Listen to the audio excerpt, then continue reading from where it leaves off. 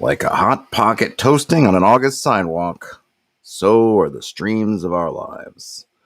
Happy Friday, everyone. Hello and welcome. Hope everyone has had a wonderful week.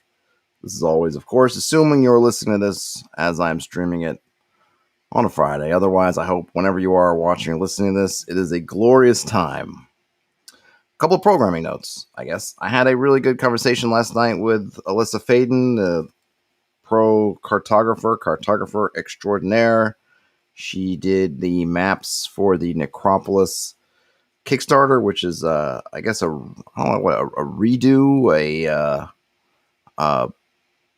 don't know, it's more than a re-release. I guess just a remaster of a module by Gary Gygax, which I never played before.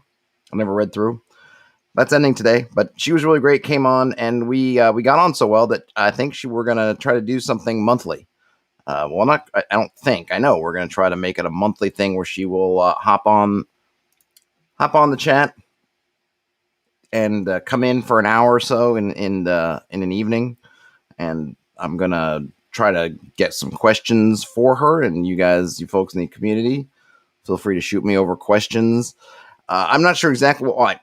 I should say I'm sure the format may evolve, but what I'm going to try to do is maybe come up with some questions that are map or map design related, pick her mind about that, since she's done so many of them and has done amazing work. And then, just talk gaming stuff. She games a lot, DMs, and she plays some different systems than I usually get to talk to folks about, since mostly I'm in the kind of OSR D&D space, and I think she does play D&D, but she also plays, she mentioned last night, she runs a Call of Cthulhu game, and she also is in a Shadowrun game, I think with the same group. I think they swap games. So get some different games and get some perspectives, talk mapping and kind of map design and cartography, which I'm super interested in, and I'm not very good at myself. So that'll be monthly.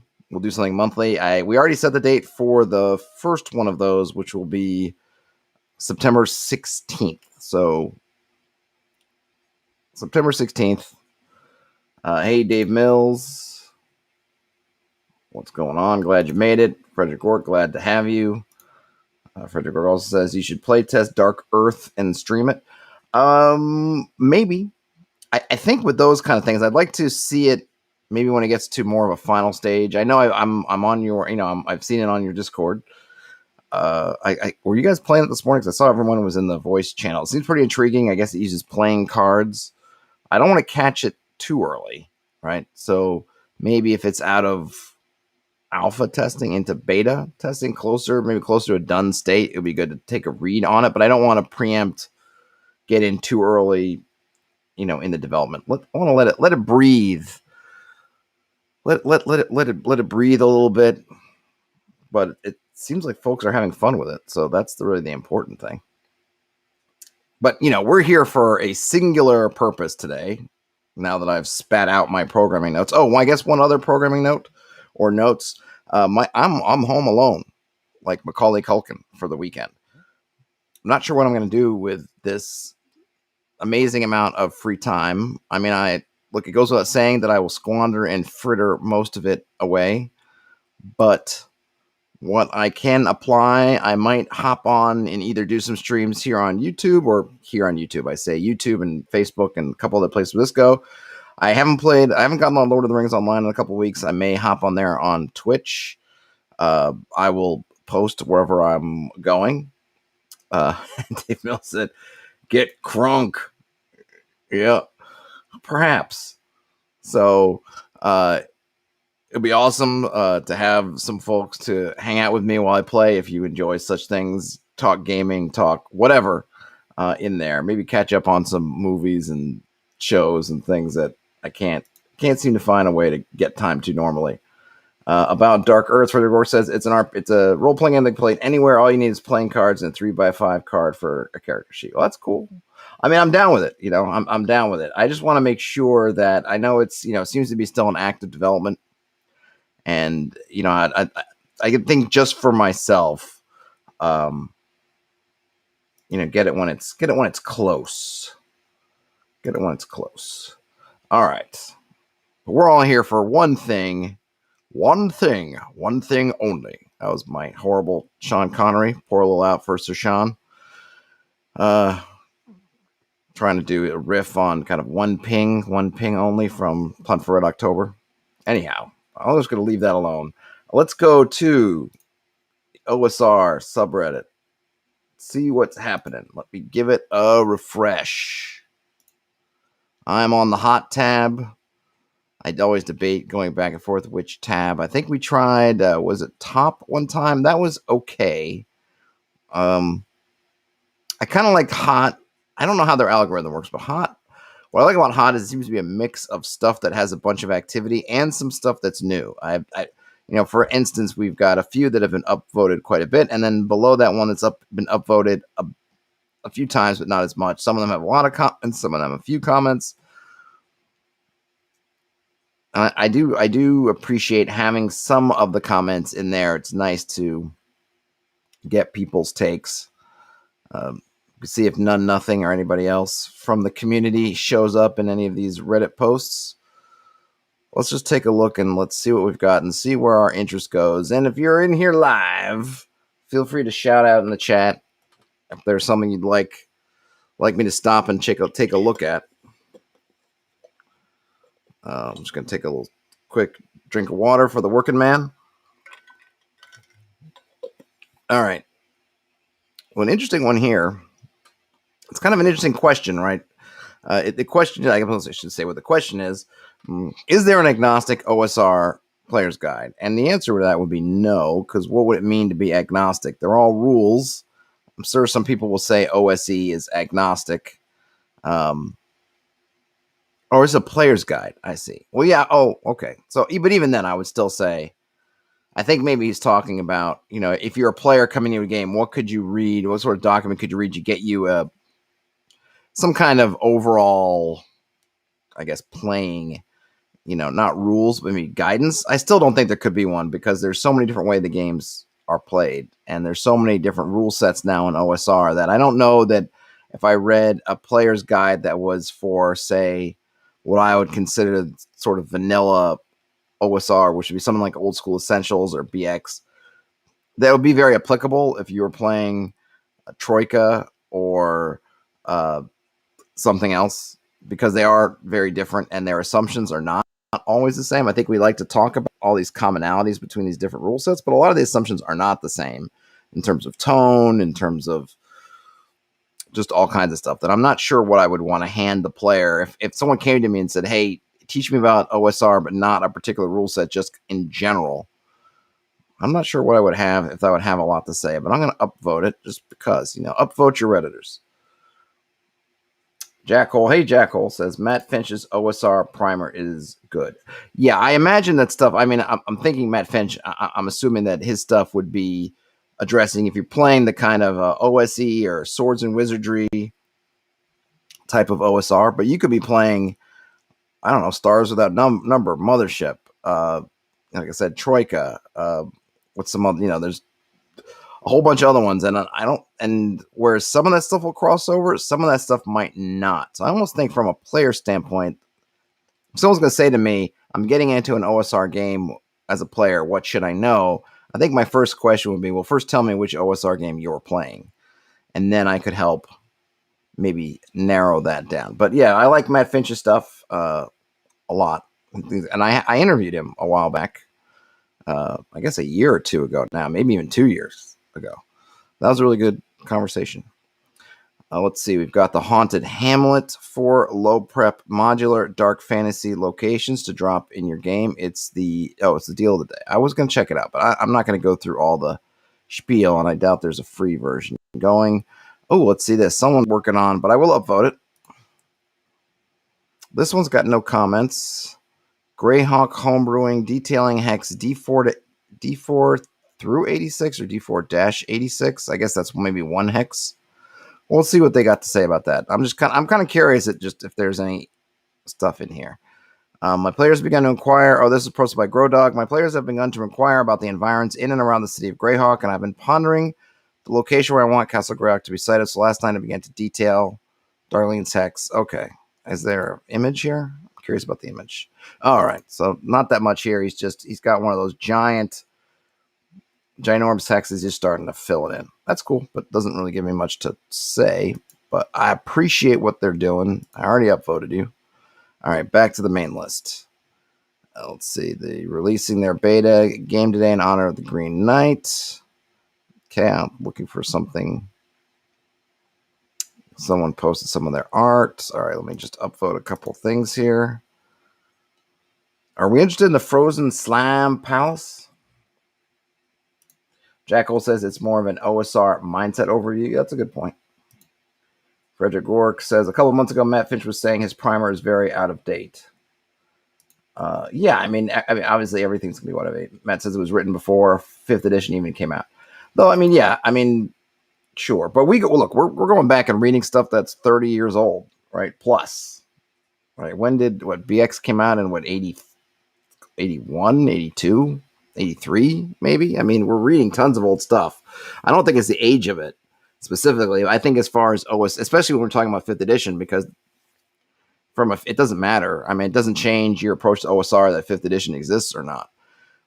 The way I think of it is simply that the landscape of OSR games has evolved past which causes part of what causes all the issues of what is OSR and what is not OSR, right? Is this very fact that it's kind of fluid and it's expanded as a term, at least as far as marketing and people and self-identification. I made a whole video about this, right? As I was trying to look at, well, what really unites OSR in 2021? I thought it was a pretty good video. You can check it out if you like. But that whole thing just speaks to the issues there are of trying to put it all into one box at this point. And then let's see. Marcelo Sepulveda. Hey, Marcelo says it's outdated. However, no plain update. It is good. It's good as it is. Yeah. I mean, I haven't read it in a long time, but I don't imagine that other than if references to certain rules or references to here's some great OSR ones that you might want to update. A good book's a good book. A classic Julia Child cookbook doesn't really go out of date just because it's old. Maybe you look at it and say, well, there are techniques that we know now that she didn't take advantage of, or technology or stuff in the kitchen, right? Stuff in the kitchen, all that kind of stuff. But ultimately, good is good. And certainly if we're talking about the more retro clone sort of vanilla OSR materials, I'm sure it's still fine. All right, let's look at the Frozen Slime Palace. Slime in the Ice Machine. That was I forget what was his name who did that. He died a while back. He was I don't want to go off track. I lived in Houston for a long time, and there was a famous reporter, news personality, and his name is escaping me. But he was someone who I think he broke it big on the best little illicit sex house in Texas story. And he as an adult, when I was living in Houston, he'd kind of lapsed into sort of a self-parodying character, but he would do things like bust restaurants who were just filthy. And his big kind of catchphrase was slime in the ice machine. So he'd often say slime in the ice machine. Anyway, I know it's meaningful to maybe 0 people in here, but I couldn't help it. I just wish I could remember his name. I know he died. Still. And he wore like purple glasses and he had just shock white hair. He was a character. Here we go. None Nothing. Welcome, None Nothing. The problem with the quote-unquote player's guide is that if you want a player's guide, you really want a guide to how a specific DM runs things. Like in my campaigns, tapping with a 10-foot pole is a waste of time. Yes. Though you could probably... Yeah, I mean, there's definitely going to be issues, right? If I write a guide, I could try to... At some point, do you become too generic that it's useless, right? Ask your GM whether 10-foot poles are a thing. If they are a thing, use them. If they're not a thing, don't use them, right? Well, that becomes a whole bunch of if-then statements, or you just get so basic. But I think certainly you might say generically, look to use tools, fictional positioning, and there are some of those principles that I think carry over into, I would say, most, if not all, of the OSR type games, right? But yeah, there is some kind of line you get to where you're talking so generically about various rules or conventions, and then do all the games fit the conventions, and that it becomes a fool's errand. All right, so here we go. This was posted yesterday, Thursday, the 19th of August, 2021, on the blog The Lizardman Diaries. This one is called The Frozen Slime Palace. A friend and I are working on an Android app version of the generic Room Stalker. It's designed to quickly generate random fantasy-ish places for tabletop adventure games. I thought I would give it a whirl to show how it works and how easy it is to put together a place for your game. I gave the locale 4 rooms to avoid me spiraling off into writing a mega dungeon. Here is the Frozen Slime Palace. Whack it on a hex map somewhere. Okay, so they like the generic Room Stalker, which I guess is an iOS app. Kind of good to know it's out there, and they're working one for Android. So folks with Androids folks with Android phones, as opposed to actual Androids. Because if you had an actual Android, you could just have them draw and write up your whole mega dungeon for you. But if you merely had an Android device, this might be the thing for you. And they're showing the output basically as an advertisement for the efficacy of said application. But I'm just curious to check it out. I don't have really an Android device. Well, it's not strictly true. My daughter has a Kindle, and I believe her Kindle device runs on Android, but I don't use it for my own stuff. So we've got a screenshot that says Frozen Slime Palace, number of rooms 4. Okay, and it's a test location. I guess it created a picture. It looks a bit like Slimer, the picture does, from Ghostbusters, or multiple Slimers that merge together into one sort of more giant, heavy goo. And it does have 4 rooms, and it's very simple. It's got passageways between the rooms. In this case, it's a little bit, if you think of a hangar, where the first 3 rooms are connected. The third room being sort of where the hangar would, if you think of the wire of a hangar, where the wire would come together, and then the 4th room is sort of the hook, but it's been straightened. And the entrance is at room 1. We are to assume large archways connect each room made of ornately gold gilded frozen slime. So that's colorful. We have room 1. So here we go. So it looks like and I don't know if this matches this generic what is it called? The generic Room Stalker.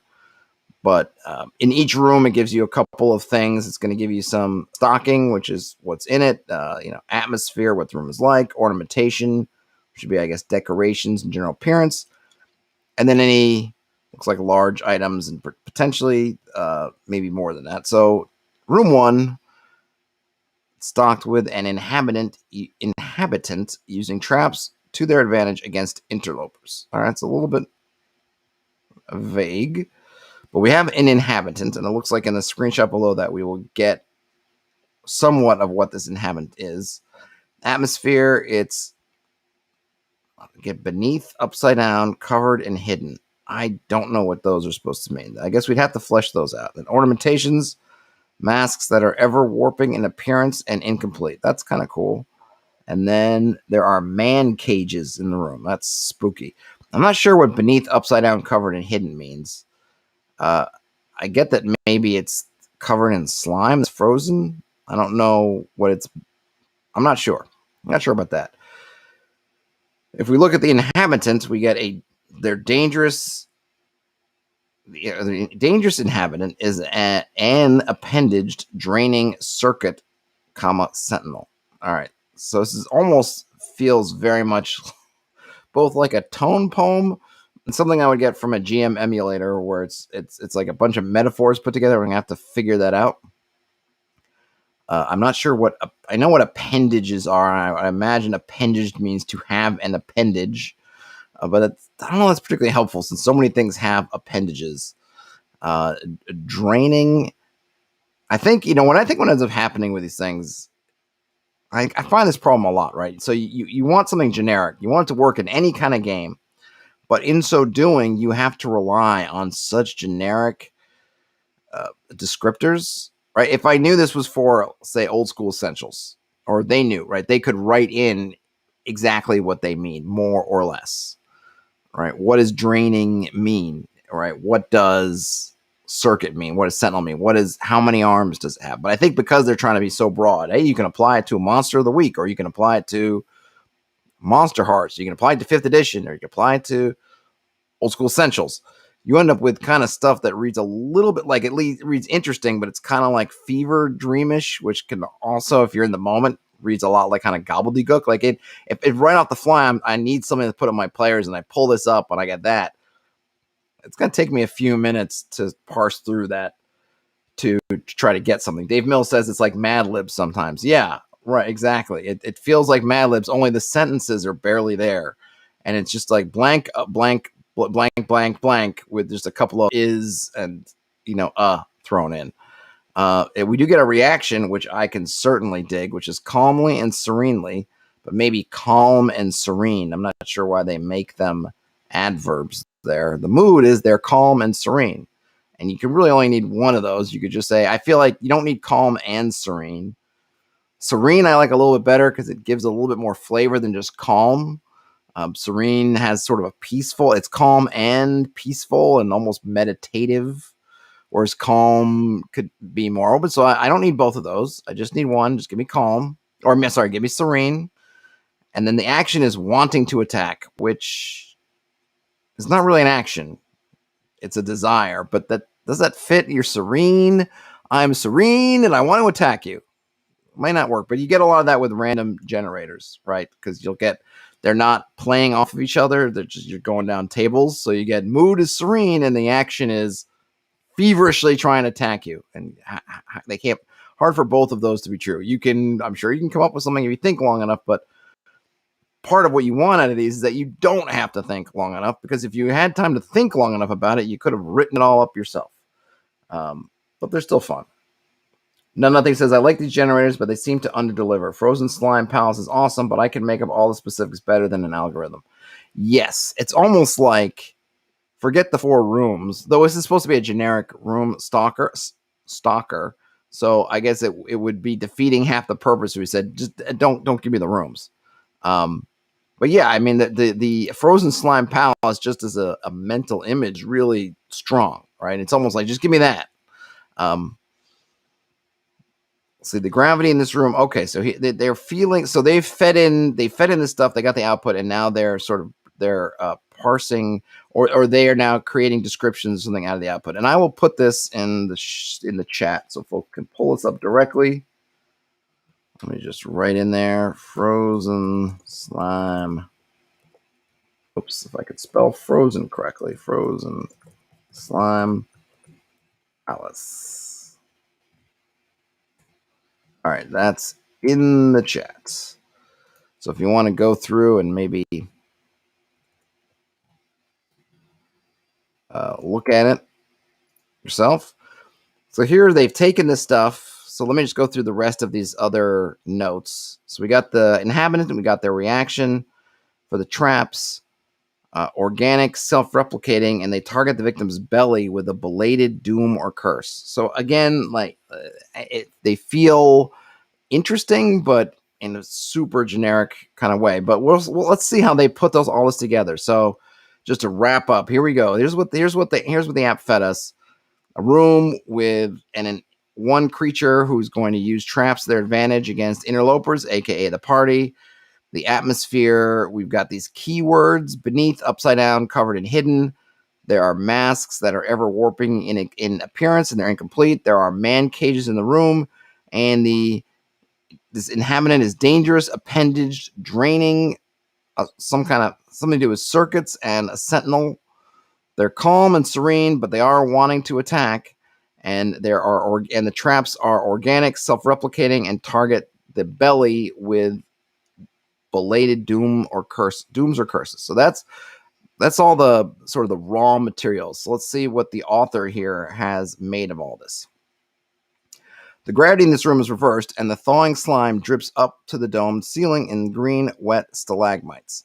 Half-formed faces and skulls bob and leer and appear and disappear upside down in the slime walls. Several cages of hardened, that is, frozen slime, protrude from the domed ceiling. Skeletons and rotting so inside of those are skeletons and rotting dead men. A green statue of an armored man stands the right way up, surrounded by the up-dripping slime, totally still. Gold circuitry runs across its form. Once interlopers enter the room, it will smash them silently. Why silently? What would be silent about him smashing them? I don't know. With green marble fists. When a punch is landed, a bladed tube enters the target's flesh and begins to sap them of their internal fluids. Okay, that's scary. As the statue attacks interlopers, the up-dripping stalagmites of slime coalesce into firm tentacles that attempt to grasp intruders and place them in the ceiling cages. All right, so that's really cool, right? So they've taken that and made it pretty cool. I quibble with some of the details, but this is everyone can make these as to what they want in their game. Jackal says generators are good as a start for inspiration. I tend to get paralyzed by too much choice at the beginning of writing an adventure. Generators and tables help for that. Oh yes, indeed. I think that's a very good point. They're awesome for inspiration, and I kind of wish more of them would maybe lean into that, because this is clearly kind of what they're doing. This is all inspirational material, but when I read it as a room stalker, I think of something that I'm going to use in the moment, like, oh, they've come across yet another storage room, or like I was talking to Alyssa Fain last night. Hey, what do you do with you have a bunch of rooms that are empty? You don't want them to be empty, right? I need stuff in that room, hit a button and get some stuff and just play. This doesn't really give me that. If I need this in game, I'm going to be in trouble, because I'm going to get this stuff back. It's just going to take me too long. But if I was planning out in the prep for where my party might be going, then this would be really good. And I could sit and muse over these different keywords that they're giving me and come up with something, use them to sort of inspire me. All right. And clearly they've moved stuff around, because they had the traps were about targeting the belly with a belated doom or curse.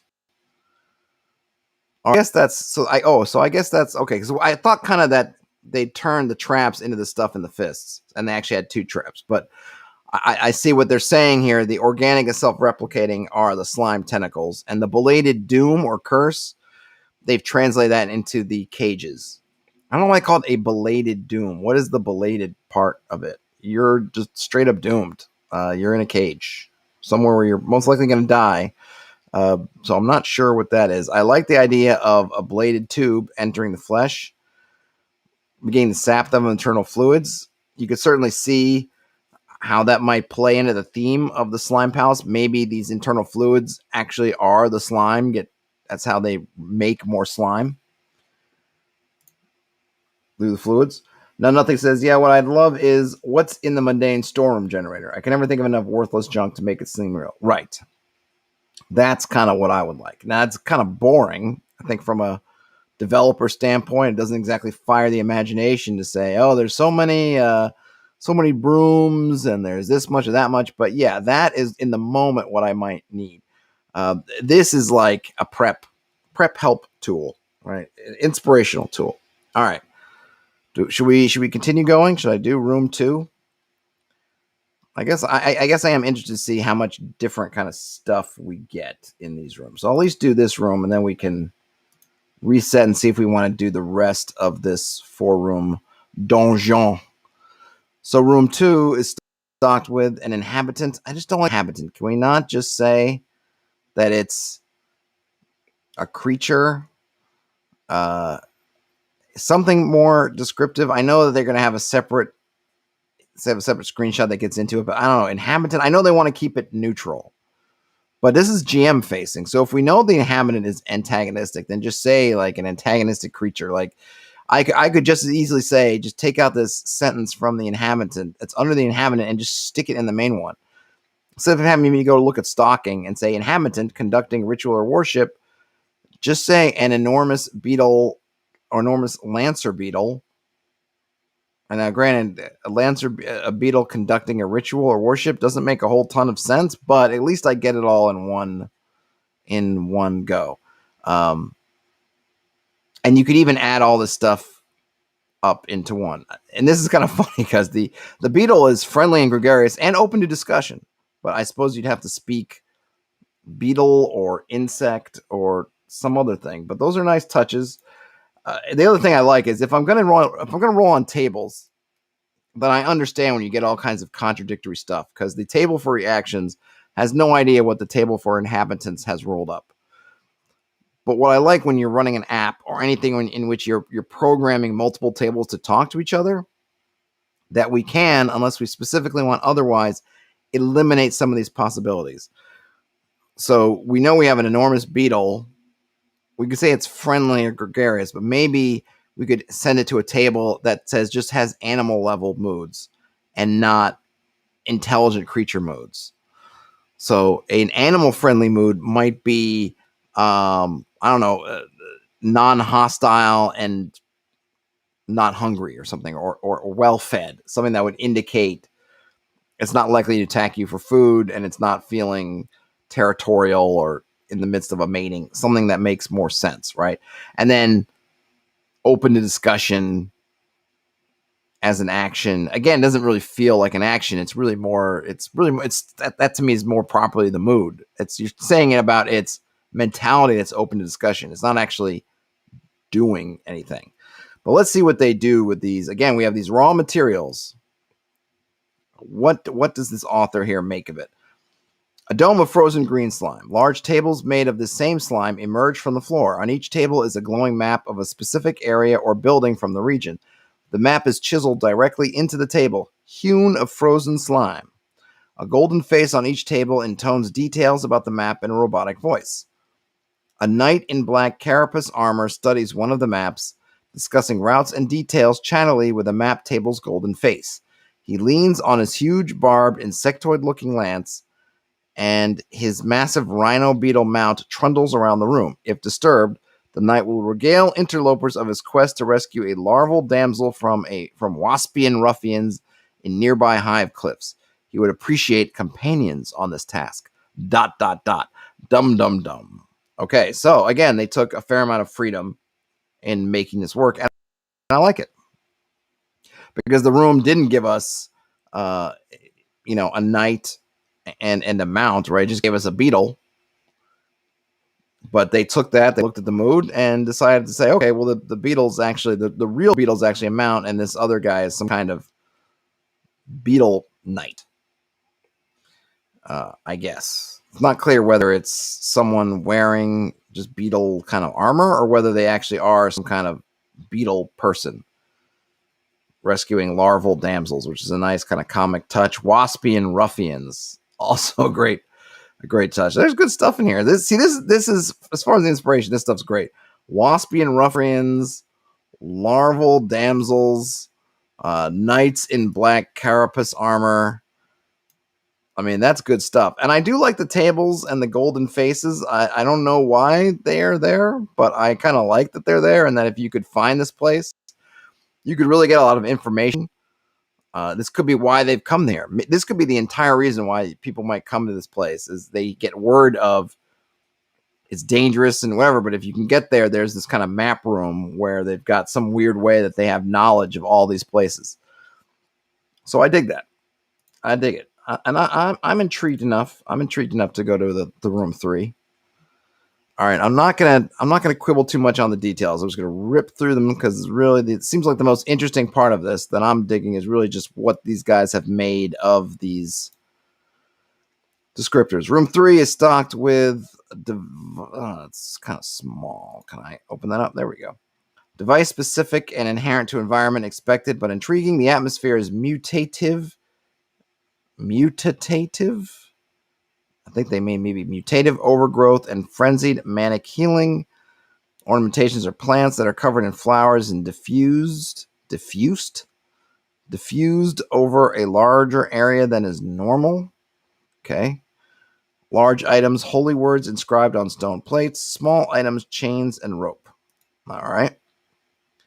And the device's action is binds. The operation is clarifies nearby surroundings. All right. So very,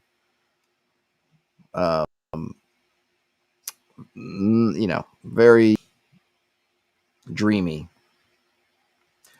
Okay, we have a hut-sized pot of green frozen slime marble that hangs from the dome of this room by emerald chains.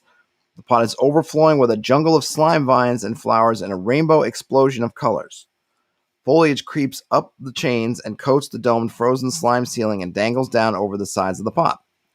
Huge golden script covers the visible part of the pot not covered in slime vines. The flowers emit no scent, instead whispering a muttering of many indecipherable voices. If approached, the slime vines will reach out to interlopers. If left, the vines and flowers will wrap around an interloper. I think they mean if left alone. So if they reach out and you don't swat them away or otherwise cut them, then they will wrap around you, muttering whispers overwhelming them. After a few moments of vine foliage embrace, the interloper's consciousness will leave their body and will be able to float high into the air, astral projecting.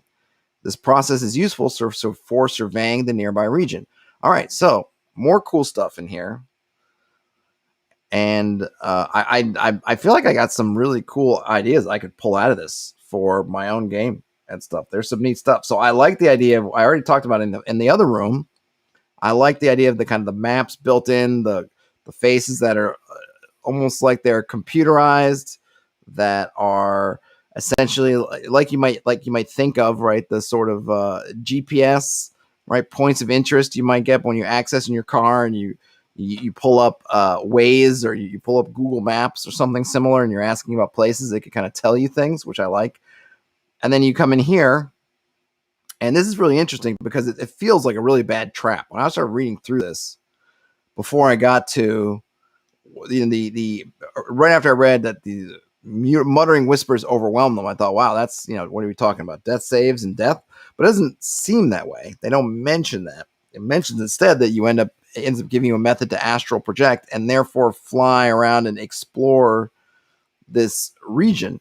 And of course, I'm thinking maybe there's dangerous stuff out there on the astral plane of this region, so that there's some risk to doing this. It's just not a free flyby. But that's really cool. I like what it's adding to. If you have this region that you want the party to explore, you could have a place like this that allows them to get some information about the region, kind of scout it out in a way different from normally scouting. But it's in a sort of a dangerous place. It's got traps around. You have to, in a way, discover some of these things. You have to, this one, how many parties are going to let themselves get wrapped around with these flowers and go, but the reward is, and maybe then you don't, the reward is maybe then you don't need an extra consequence, because they really have to allow themselves to almost go into a death state to pass through, unlock that astral form, and then they can fly around. So cool stuff. And then we've got the final room. It's empty. It's a place of physical storage. The atmosphere is encasement in crystal and mineral calcification. The ornaments are tiny cages that are burnt and foul. We've got some large items, transportation boxes of anti-magic, mystical, or physic powers. And then we have some small items, decorative metal ornaments. And what do they make with it? Columns of clear, green-tinged frozen slime fill this domed room. Floating within each are fist-sized metal boxes of ornate gold. Touching the frozen slime columns with the circuit-covered marble of the statue from room 1 makes the slime soft and malleable, allows the extraction of the golden boxes. When placed on a flat surface, the boxes miraculously unpack into three-dimensional metal maps of random regions of the world, incredibly realistic and accurate. All right, so this one's interesting, right? So we got frozen slime columns, but they don't really make clear, but presumably you can't get through. You can't just walk through them. But if you can, I might do something a little bit more, maybe a little bit more I don't want to say firm. I guess what I mean is more of a real barrier, right? Because it's interesting that you could, if you defeated that statue in the trap room and took that circuit, and I imagine if you did defeat the statue, most parties would probably pick up the circuit. And if you thought to kind of slap it on here, then you get rewarded by able to get those gold boxes. And what I would probably do is make the gold boxes maps of this region, because what I really like about what they've done with this location, it really feels in the context of some place, some region. So I would want so they already had tied other rooms into exploring the region. You get a map that you can't take with you of the region, but you can talk to someone, get information. You get a place that will let you project into the region astrally. And then finally, you get a place where you can find one of these maps. If you can figure out this puzzle of getting through the frozen slime, then you can essentially have one of these maps and take it with you. So that's how I would work it. But that's really good. I don't know if I love the generator as a thing. I mean, it might be fun to play around with, like folks were mentioning in the chat, play around with just to get inspiration. I'm not sure as an actual room stalker I would use it. But if I were them, I would make this frozen slime palace and actually make it a thing. Maybe not call it a palace. It's only 4 rooms like that, unless you're doing kind of a 5-room dungeon style thing. Maybe make it something else. But I could see turning that into an actual location, statting out some stuff. I like it. And it's got the slime is a nice theme that they use running through it. So that was that from Lizardman Diaries. Let's see. I think I already gave him an upvote, but let me go back.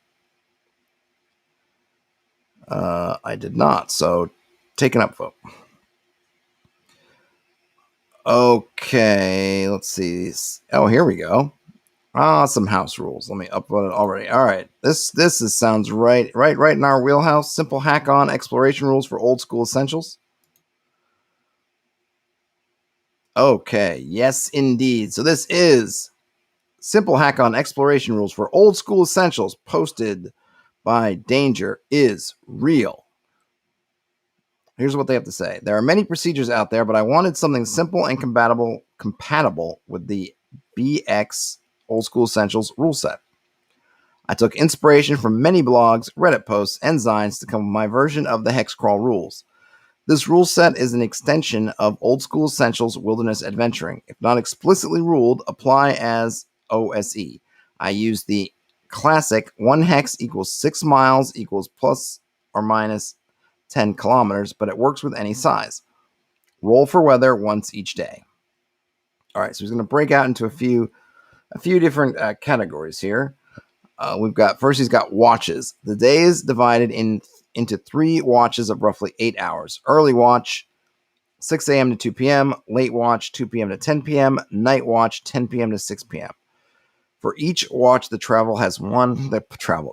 watch, the party has 1 action. Travel. The party travels through hexes. Progress up to half of daily travel distance. All obvious locations / features and the terrain type of neighboring hexes are revealed accordingly to site distance. Check for losing direction. Roll on the event table. All right, that's one of the actions. Another action is explore.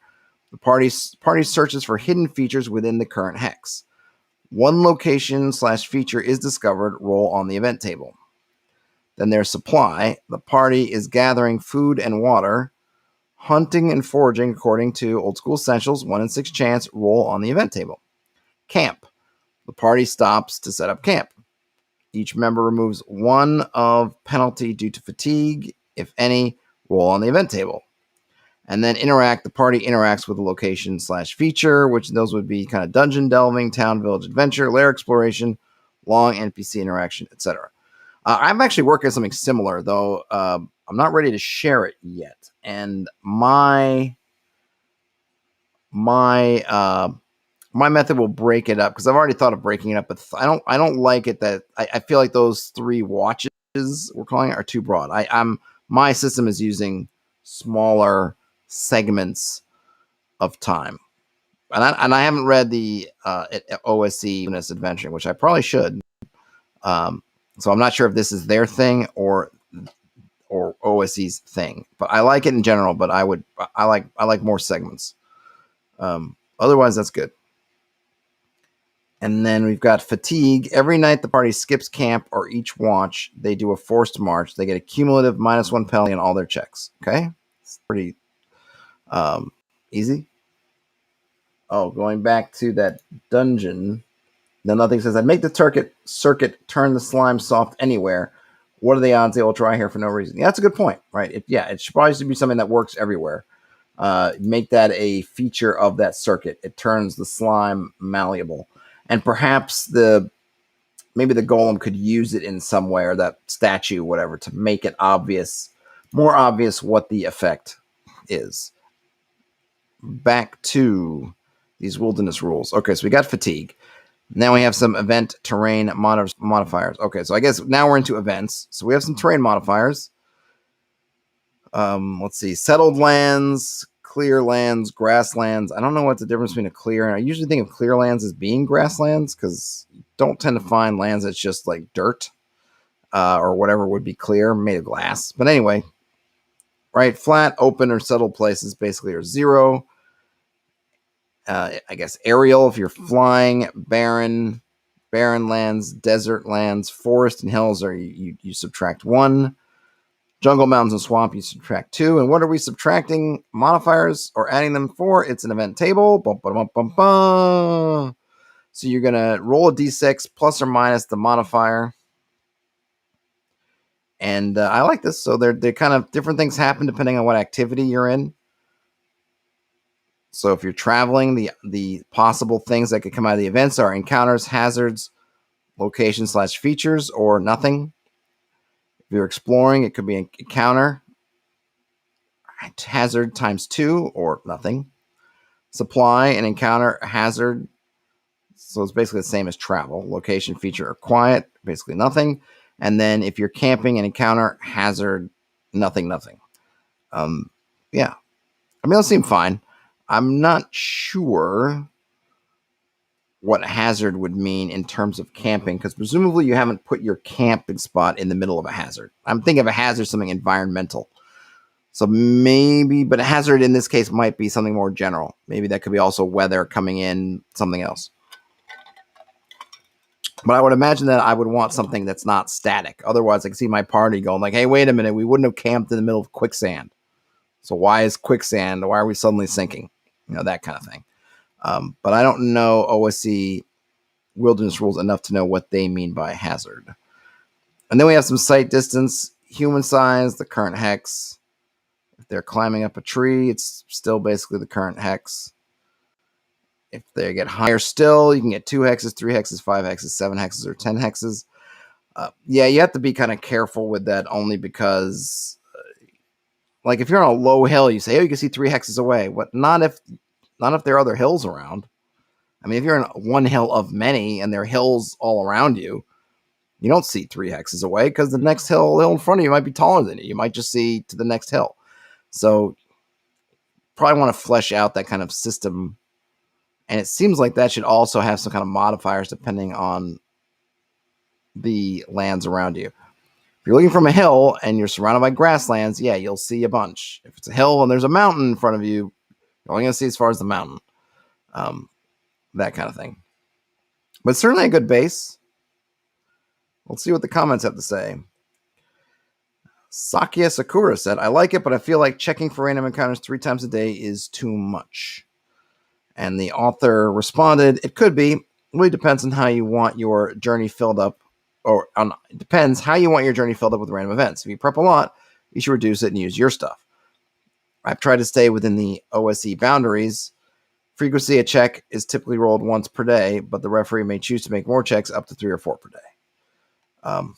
Yeah, I like to do once per day or night cycle per hex. I also play with a lot of distance, so you can encounter could mean you just find traces of things and not the things themselves. So I kind of do some extra rolling, but oftentimes it might just be stuff that's flying far away or happens to be days old or things of that nature. And the reason why I do one for day night, because I'd like to think of things that move during the day, things that move during the night. And then also I feel like when you're moving, especially when you're moving terrains, you're moving through different areas of the terrains, there's likely to be different stuff. So I want to kind of reset what might be around. That's my thinking anyway. But there's really no wrong answer as long as you're getting the effect that you're looking for. Let's see. Sasha Goat says, interesting that you have 3 8-hour watches instead of 6 4-hour watches. I guess you could supply for 8 hours, but that seems a bit excessive. Also, OSC's hex distance rules as written are a bit fiddly. So with your system, it's base movement divided by 10 in miles per travel watch. So 12 miles, 2 hexes. But then you have a 33% modifier for hills. So 2/3 of a hex. If you have double the watches, it should divide better, but also be slower exploration. And they recommend a slightly different system. Entering a hex requires 1 4-hour watch typically, but is modified based on terrain and conditions. Terrain, a maintained road, you multiply it by half. Open road, it's as is. Broken lands, desert, forest, hills, you're multiplying it by 2, which is time required. And then swamp, jungle, mountains, you're multiplying by 3. And then you're also multiplying it for encumbrance if you're being cautious, if there's high winds, precipitation, or mud, and then also storm conditions. This way, you can quickly identify I'm moving into a hill hex during bad weather. That'd be 2 times 2 equals 4 watches, or I'm moving down to the attacked farmlands in this valley cautiously. 1 times 2 equals 2 watches. I like that one. I'm going to upvote that comment. Upvoted. And I'll drop this in the chat just in case anybody wants it. What should I call this? OSE Exploration Hack. There we go. Okay. But I like that one a lot. That's good. I think I'm done here, but that's cool. I can dig it. Get back and see what else is what.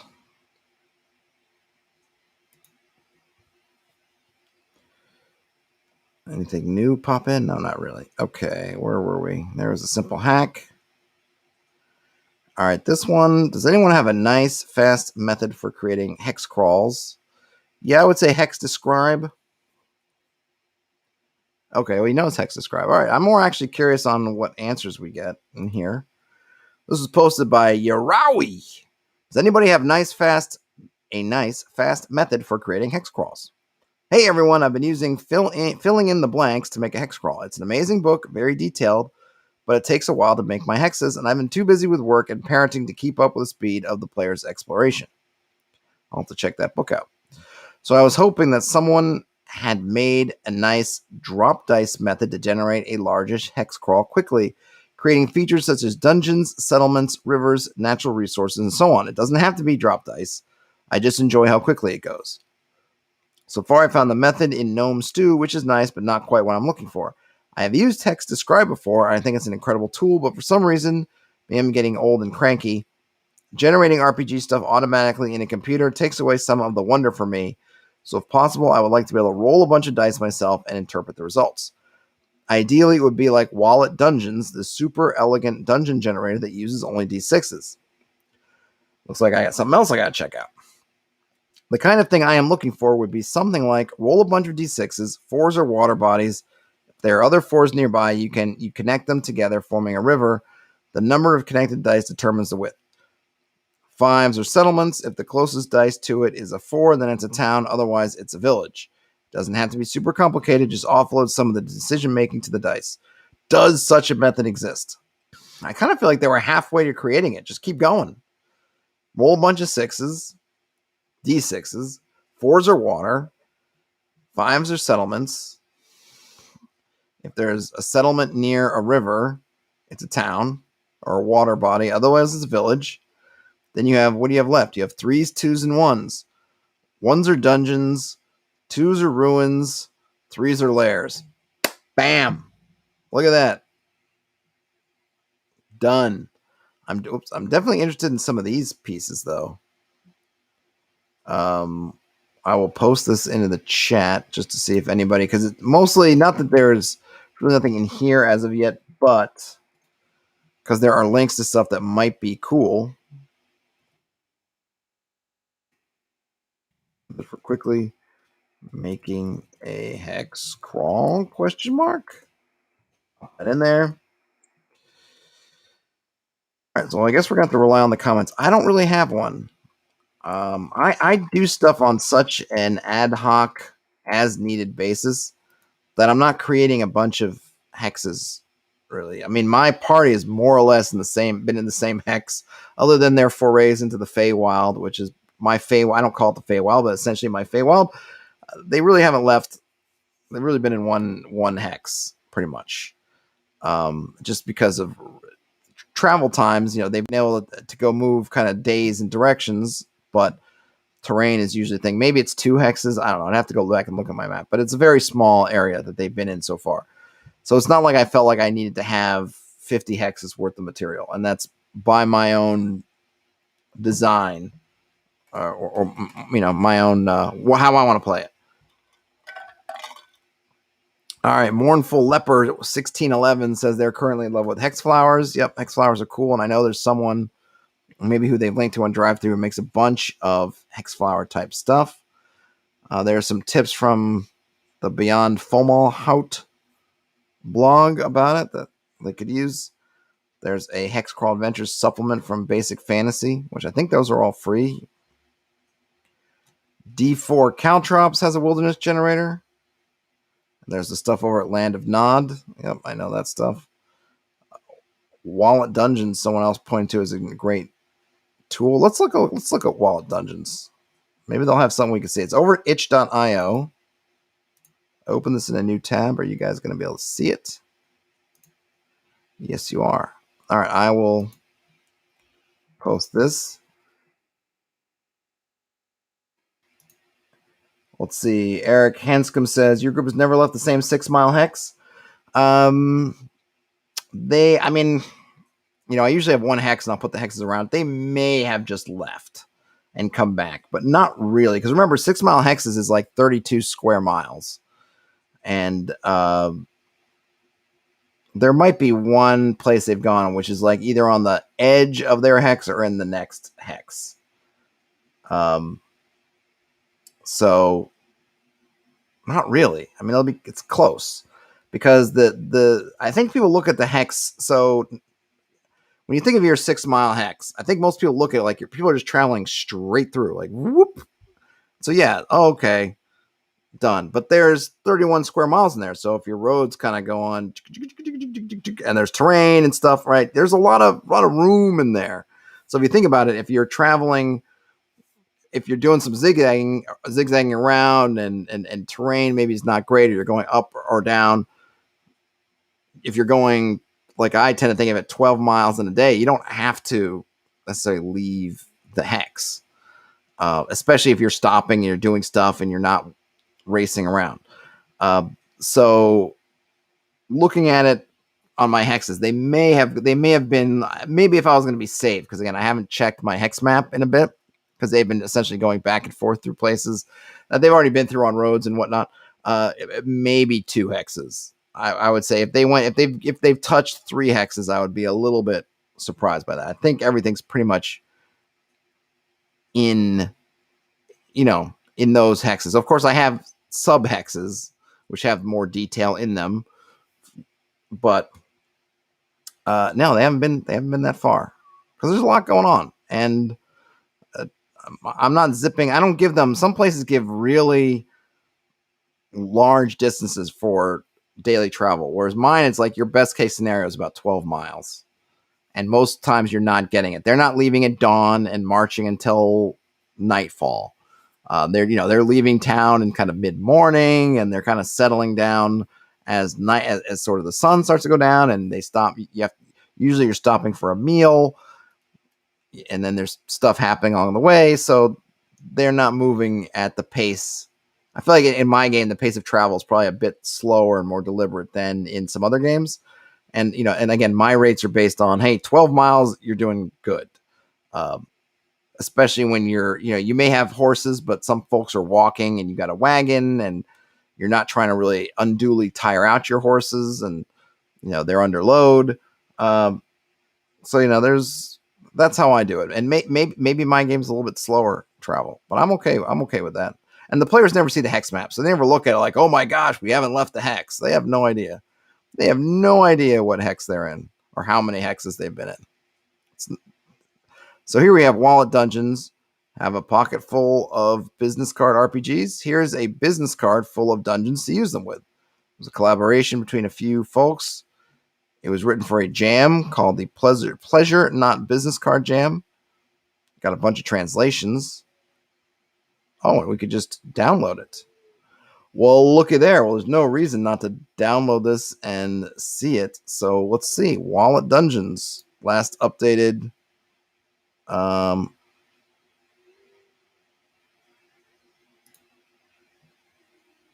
Let's zoom in here. Pew, pew, pew, pew, pew. Zooming in. If you're listening to this on audio, that was the sound of me zooming in. Or I could have done the Blade Runner. Enhance. Anyway, here we are. Wallet Dungeons. Create the dungeon by rolling a handful of d6s and assemble based on results. All right, so let's go through what each one of these means. Oh, wait, let me hit the chat quickly. Michael Fraker says, check out Blue Bionic Realms of Solace. Do you have a link, Michael, that you could throw in the chat? Because I'm happy to check it out. He's got some more info here. He has a nice video where he showcases his rules in development for his solo hex crawl game. Cool. Oh, it's Blue Botic, not Blue Biotic. All right, if you got a link to either their YouTube channel or their itch page or somewhere else or drive through, drop it in. This is cool though. Oh, actually, maybe I should. Did I share the? No, I did. Let me share the link to Wallet Dungeons for the chat. This is Wallet Dungeons by Awkward Turtle. Okay, that's in the chat. Here we go. Back to the PDF. All right. We roll a 1, we get a dead end. Cannot touch more than 1 die. Not sure what that means yet, but I guess we're going to put these together. So the dead ends have to be at the end of something, so it can only touch 1 other die. 2 is a passage. Can't touch more than 2 dice. It's a connector, right, from one room or something to another. Split, something like a T section. Cannot touch more than 3 dice. Crossroads, a crossroads, so 4. Can touch up to 4 dice. Tower, stack all must touch at least 2 dice. And a hall, merge all, can touch up to 4 dice. I'm not sure what those last 2 mean. Stack all must touch at least 2 dice. For each die, add its value to all neighboring dice to determine its room. Halls and towers are single rooms with all their dice summed. Okay. I almost feel like I need to roll some dice and see what the heck this would look like. So we're going to drop some dice on the table or in a dice tray or some other container. We're going to get some various values. Has anybody used this before? Anyone in the chat, if you're in here, if you've used this, let me know so I don't go bumbling about this when someone could easily hit me to what's really going on. I think so. The first 4 are, I feel like, are self-explanatory. You can just kind of line them up, play around, get something. The tower and the hall are the ones I don't quite get. If it's a tower, you're stacking all the dice. But then what do you then just forget the other ones? Because just physically, if I'm stacking a bunch of dice, I can't connect stuff up to crossroads and splits and all that stuff just becomes stacked. Halls and towers are single rooms with all their dice summed. So maybe if I roll a tower, then at that point, I kind of want to see the video to see what, see how they do this. All right, they said that, or maybe that was, oh no, that was Blue Botic that had a video. I'm not sure if there's video here. Okay, but I kind of like this idea of you're going to sum all the neighboring dice, and that's going to tell you about what it is. We've got quarters, a jail, a sepulcher, a statuary, a storeroom, a courtyard, a kitchen, a forge, an armory, a garden, a guard post, a library, an arboretum, crypts, a shrine, a gallery, a workshop, temple, throne room, laboratory, menagerie, or labyrinth. It's very cool. There's more pages here. Oh, maybe here. Maybe here we're going to see some more. Okay, we're getting an example. So this is good. All right, so we can get some extra detail. We can modify each room based on the lowest, highest neighboring die. So if the highest die is a 2, we get a secret exit. It's 3, it's trapped. At 4, it's crumbling. 5, it's flooded. 6, it's damp.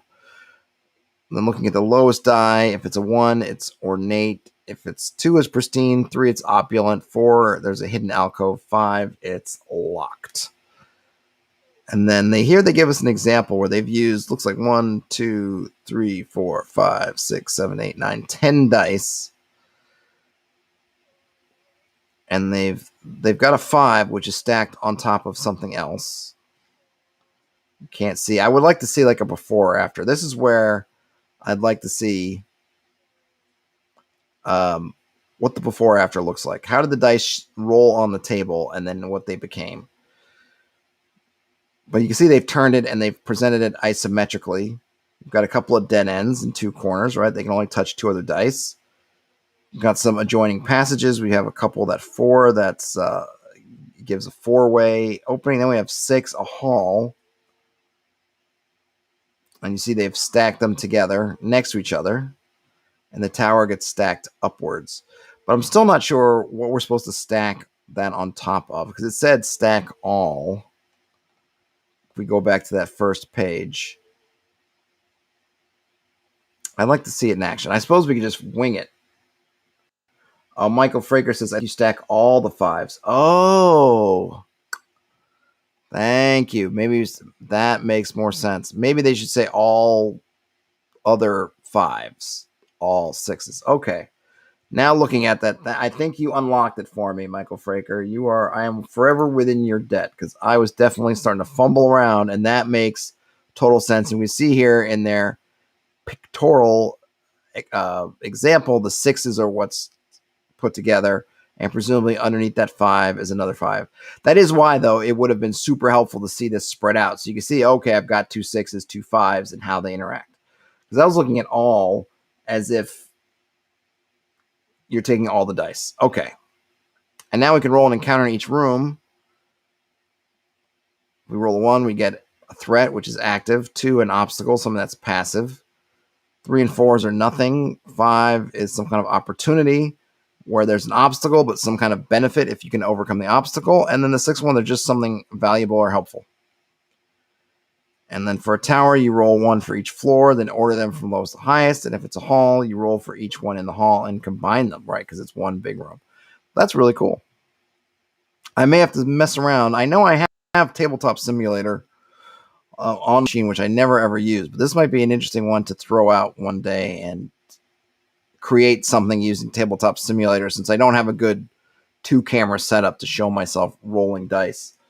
Might be cool to pull that up and see what comes of it. That's really cool. Everyone go check that out. Very useful. And see, this to me is really useful on the fly, because you can very easily sort out your dice, spend a moment putting them together. And they're all pretty much, I mean, granted, it's not giving you a lot of detail, but I feel it's got enough. The flavor of the rooms is enough that, yeah, if we have encounters, we get active threats, we got to sort of think about that for a minute. But everything else is fairly well, I think, well put for quick use. Marcelo Sepulveda says, thank you. I don't know what for, but you're welcome. whatever I did, presuming it's something good, I'm happy to take credit for it. So, sure. Feel free to tell me what I did right. If I did something wrong, you can keep that one to yourself. All right, so that was really cool. Wallet Dungeons. I'm just going to see if there's any other resources in this, because this seems like a pretty handy thread. Let's see. Wilderness Explorer. What is that? Oh, it's another PDF. Oh, I've seen this one before. Yeah, this is good. It's old school in a sense, but it's also huge, so not something to go through today. Oh, there it is. Bluebotic. Someone else mentioned Bluebotic. And they have a video on YouTube. I will play that later, but cool to know. All right. Oops. Losing track of my tabs. Or my windows, actually, not my tabs. All right. That is that. I'm going to do one more. I think I got time for one more. Oh, showing these tools. Oh, you are welcome. Absolutely. Happy to do it. I'm glad that folks like these explorations of the OSR subreddit. I think a lot of people are scared away by Reddit, and certainly you will see things on Reddit that are scary and you don't want to deal with. But there's actually a lot of good stuff. And I feel like the subreddit's a pretty as safe a spot as you're going to find for finding things and sharing things. I haven't gotten a ton of negativity or nastiness from here. I'm sure that it's there. I'm not saying it's not there at all. I haven't read everything. I haven't vetted every post and comment, but like on these, I've been doing these streams now. Maybe I don't know how many of these roundups I've done, but I'm guessing at least 5 now. And I don't think I've run into anything where I've had to just quickly shut the window because I've run into something horrible. Okay, let's do this one. This one is a system for running social interactions without the mechanics getting in the way of roleplay. Posted by Prismatic Wasteland. I'm presuming I'm going to click on this and go to a blog. I will post this link, post it in the chat here. This is Prismatic Wasteland social combat. I've definitely played around with doing kind of social mechanics too, so I'll be curious to see what they do. Posted on August 12th. It is titled Hostile Negotiations, a Framework for Social Combat. The complaint often leveled at all manner of D&Ds, it didn't start with the latest edition, is that all of the focus is on combat, leaving only scraps for its ugly step siblings, exploration, and social interaction. This is simultaneously a fair complaint because, well, it's true, and an unfair one. The unequal weight in the rules is partially due to the high stakes of combat relative to the other modes of play. However, largely in reaction to the failings of mainline D&D, the OSR and its spawn has attempted to flesh out the other pillars of play, specifically exploration. Blank crawls abound. There is at present a boatload of theory on dungeon crawls and location-based exploration, alternatives such as depth crawls, and new modes of presenting overland travel from hex crawls to point crawls. Even the OSR/post OSR's fascination with inventory rules, resource management, and making those aspects a vital and downright fun mode of play are in service to games with a renewed focus on exploration. But one so-called pillar remains unloved: social interaction. All right, so there's the premise, which I don't disagree with. I do think that people get too caught up in how much rules are spent on combat. And even the argument falls apart a little bit if you go back and look at some of the early rules. If you go back and look in the 3-round books, combat, I mean, granted, they say you could just use chainmail, but when they get in their alternative rules of combat, it's like 2 pages. And that alternative rules of combat is essentially D&D combat. It doesn't take up a ton of space. It is not the thing that takes up the most pages in the book. I think even when you get to BX, I can go back and look at it again. It's not a massive amount of space relative to other aspects of the game. Back to the article. It's easiest to not design rules for social interaction because it is most easily run without rules. It involves conversations, and that's what tabletop games are, no? The referee need only embody the NPC, the players need only stay in character, and the game runs on thespian magic. Social interaction eludes efforts to mechanize it. The prototypical example is of a player who gives an impassioned speech in character, pulling on every heartstring present, not a dry eye in the house. The referee, wiping away a tear, calls for a charisma test. Nat 1. The referee is now faced with an impossible choice. Adjudicate the results based on the in-character role-playing or the mechanics. Once mechanics worm their filthy way into the pure art of roleplay, no choice truly feels right. A referee that has had anything akin to them happen likely resolves to make roleplay a separate sphere. But what of my +5 charisma? My persuasion skill, a player may object. The error is the level at which the mechanics operate in social interaction in games. All right, Bob Mosdell stepping in. What do you got, Bob Mosdell? Just dropping in, I guess D&D is a victim of its own successes. It has become the one. It's centered on combat because it came straight from tabletop miniature skirmish war games. Yes, it did, but I think people take that too far because, like I said, if you go look in the 3 brown books, combat doesn't take up a whole bunch of space in the rules. It doesn't. There's probably as many pages devoted to setting up your stronghold, which, again, you could say, oh, that's an outgrowth of miniature stuff as well. And granted, the books are pretty slim, so it's not like there's anything that takes up a bunch of pages because the books simply aren't that big.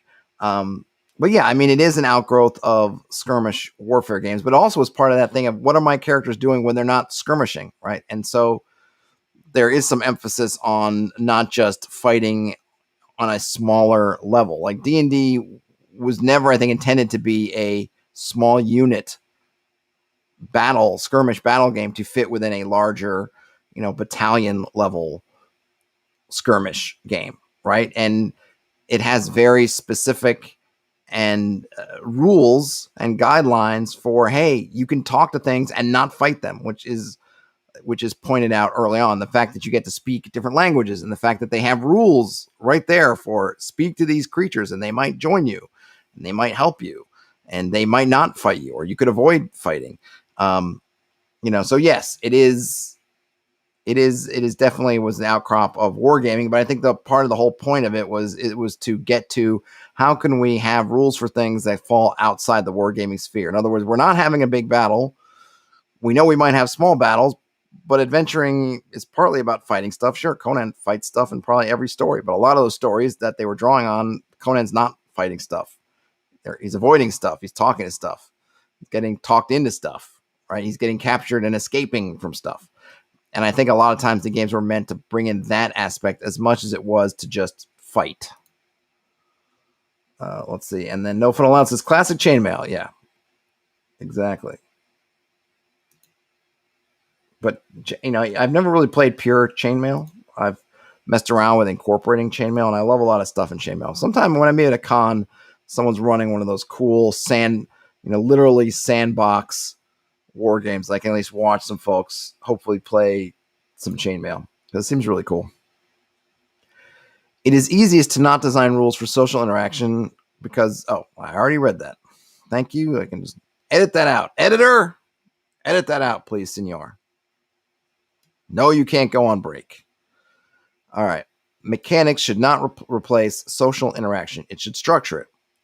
The problem with the aforementioned example is that the player already role-played the interaction. The referee and other players knew how well they did based on that alone. When the referee then called for a stat test, it was duplicative of that effort. Instead, what the referee should want is a rubric, some structure against which to neutrally adjudicate success or failure based on the fiction that just occurred. The reason for some structure is to avoid an entirely arbitrary game of make-believe or Mother May I, where the player succeeds only when the referee says so based on nothing more than capricious intuition. It is undoubtable that some referees can be absolutely neutral arbiters when determining how their NPCs react to the player characters and treaties, and that any structure would be redundant to the referee's ironclad, dispassionate objectivity. However, to such a referee, might I suggest that some structure outside your own mind is still valuable, if only to verify your stoic wisdom is, in each instance, a fair adjudication of the social situation. So a little bit of a long way to say that, hey, you might be perfectly neutral, but you also might not be. And there might be some way, because there is a big aspect that comes up, usually in the social phase, right? Of I'm trying to please the GM and tell them what they want to hear, as opposed to maybe making an argument that might fly with the NPC, but doesn't fly with the DM, or the DM doesn't find compelling. Or I'm playing Super Bard, but I'm not as eloquent as Super Bard. So how do we bridge that gap? Let's see. He's got some more comments going here. Eric Hanscom, if the player feels comfortable role playing a social scene and they knock it out of the park, why have him or her roll? The GM should just rule as a success. The player doesn't like to do a lot of RP. They continue. Then roll. Yeah, I think there's nothing wrong with that. I think this is the stuff that kind of the modern game puts more of an emphasis in. And I'll just go on a little bit of sidetrack. When I play people's attributes, I don't look at it as your attributes indicate how you are really physically in the world. I really use the attributes to, they do what they say they do mechanically. So intelligence, to a large degree, is about languages. And then when I need to refer to stuff that's intelligence, that's the player. What I will use an int roll for in my game, if you were in my game and it came something where I said, hey, can you make a roll on your intelligence? It usually will be for stuff that's like perhaps your character's book learning, or their memory, when their memory extends past your memory as a player. If it's stuff that's happened in the game, in the campaign, and you're asking me, does my character Baldric the Bald remember what we did 3 sessions ago? I'll say, well, do you remember what you did 3 sessions ago? If you did, then Sir Baldric remembers. If you didn't, Sir Baldric forgot. And then if you say to me, well, I thought I just didn't write it down, I was like, well, then you didn't think it was that important. That's it. But if you say, when Sir Baldric was a child and he was in the library of his father, Lord Baldric, could he perhaps have read in the library something about this? Then I might say, well, roll on your intelligence. See if you remember what you read in that book as a child. That's how I'd run it. And charisma is kind of similar. Charisma is going to affect, your hirelings and anybody who you're coming into contact with when they're looking at their reaction rolls. So if you have a +5 to your charisma, which you can't really get in BX, at least not without magical type enhancements, then that's already factored in. They're going to look at you more favorably because of your charisma roll. At that point, I'm not interested in then having everything you say or do become a charisma test. And then you can role play. If you want to role play them as being ugly, or not ugly, but maybe just unattractive, but supremely well-spoken, then great. You want to play them as ugly and not particularly well-spoken, great. But I'm not going to enforce that by saying, roll a charisma check, everything you need to do. If you're specifically trying to seduce somebody, then maybe I'll say, okay, roll charisma, and then that will play in. But I'm not going to suddenly enforce things. I try to keep pretty tight, because for me, what I want to, it's not your attributes that are important over the length of the campaign so much. To me, it's your class levels, these things that you've done. So hopefully, as time goes on, the stuff you've accomplished as characters in the game is the stuff that grows, and whatever hindrances come up because you have low attributes, they'll still be there, but they're not continuing to have a great effect. The further you progress in the game, the more those fade into the background. It's how I try to do it. Not perfectly, it's imperfect.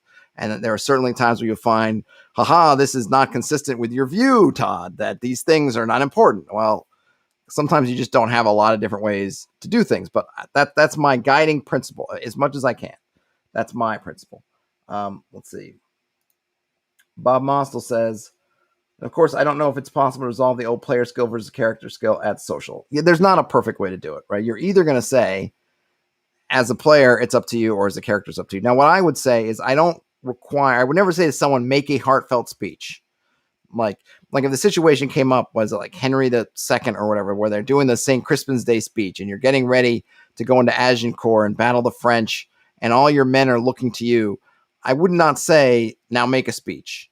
Now you, as you're a player, and your character, your character sees that your men morale is low. They're not looking too hot, and they're here with you, but they're shaky, right? And you think, as a player, you think, I need to have my character make a speech. If you have it within you to pull out some kind of inner thespian and make the speech, more power to you.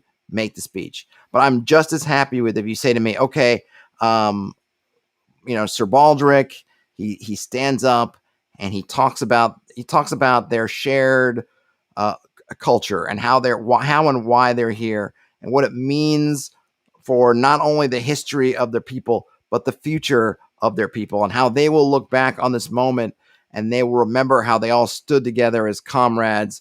And I want to try to really strengthen these bonds of fellowship that they have together, right? That, to me, telling me kind of the bullet points of, okay, I'm not Shakespeare. I can't write off or just give a speech like that off the cuff, but I know the kind of bullet points that I'm going for. And then the character, is going to put those bullet points into eloquent words, right?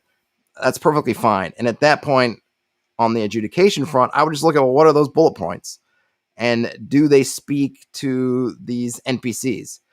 And if I feel like they do, then I'm not going to really need you to roll. Oh, that's really great. Or maybe I might roll for how effective they are. I would just roll their morale, see if their morale gets up, and add a modifier and say, here's their new morale.